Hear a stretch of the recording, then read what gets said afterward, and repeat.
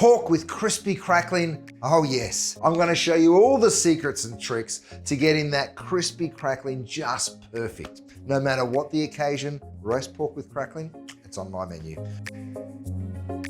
The first thing you need to know is that you've got to remove that packaging and let it dry out overnight in the fridge. The next thing we do is we score that pork. If you don't have a really nice sharp knife, here's the secret. Grab a box cutter. This allows you just to have the blade out as far as you want it to be out. So that way, you're kind of cheating.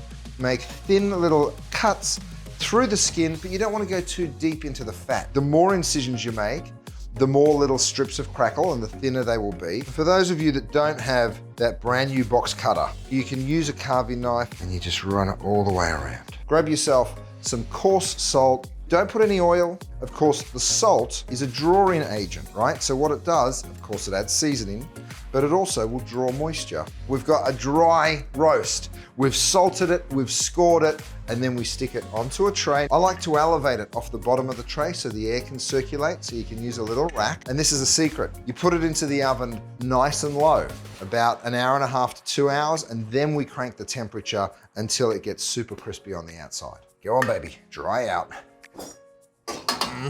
Our roast has been in for about 1:45 hours. I know what you're thinking. You're thinking that doesn't look like perfect crackling. It's not supposed to yet. We've got it super dry and the inside of that pork is fully cooked. I'm gonna go into the thickest part of the pork and we're looking for somewhere around 50 degrees. Oh yeah, perfect. Now, if you don't have that, you're just gonna have to eyeball it, right? You're looking for the skin to look like this, not crisp, and it needs about 1.5 hours to 2 hours to get to that point. The next step is we crank that temperature all the way up to 250 degrees. But before we do it, pick up your roasting rack and then pour off some of that fat. Go ahead and throw it back in, 20 to 30. You know, sometimes there's a smell or a sound that just makes you very, very happy. Listen to this.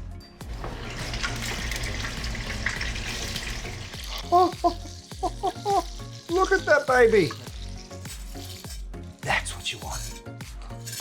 Yes. Check the internal temperature. So grab that thermometer. We're looking for about 60, 61. Perfect, perfect, perfect. All right. Now I know this is going to be difficult to do, but we're going to let it rest.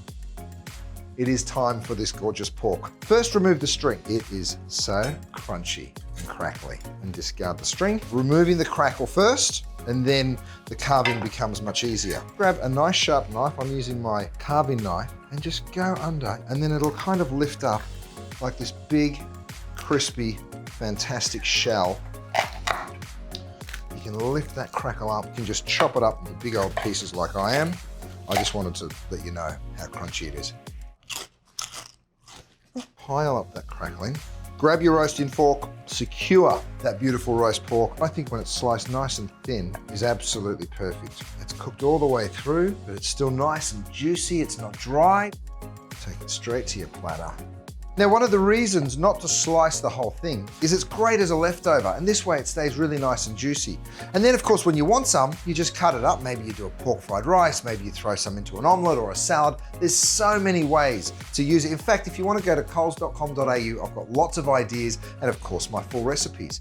But I tell you what, that roast pork, I'm pretty happy with it. Enjoy. Oh.